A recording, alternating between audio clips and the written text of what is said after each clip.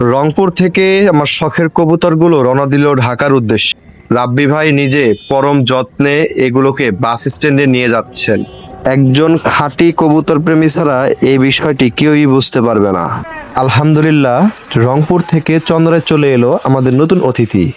বাস থেকে মাত্রই কবুতরটিকে কালেক্ট করলাম। দূর থেকে এত সুন্দর একটা পাখি সুস্থভাবে পাওয়ার আনন্দটাই আলাদা। রাব্বি ভাইকে অসংখ্য ধন্যবাদ এত সুন্দর করে পার্সেলটি পাঠানোর জন্য। আমাদের লফটের নতুন অতিথির জন্য সবাই দোয়া করবেন। আলহামদুলিল্লাহ, এখন নতুন অতিথি তার নিজের ঘরে। আর সবচেয়ে আনন্দের বিষয় হলো পাখির সাথে কিন্তু আর ডিমও ছিল। এত লম্বা একটা জার্নিতে ডিমগুলো যেন নষ্ট না হয় তার জন্য অনেক চিন্তায় ছিলাম। আলহামদুলিল্লাহ, পাখি সুস্থ ও চঞ্চল আছে। নতুন পরিবেশে ও যেন মানিয়ে নিতে পারে এবং দ্রুত ডিমে তা দিতে বসে যায়, সবাইয়ের জন্য দোয়া করবেন।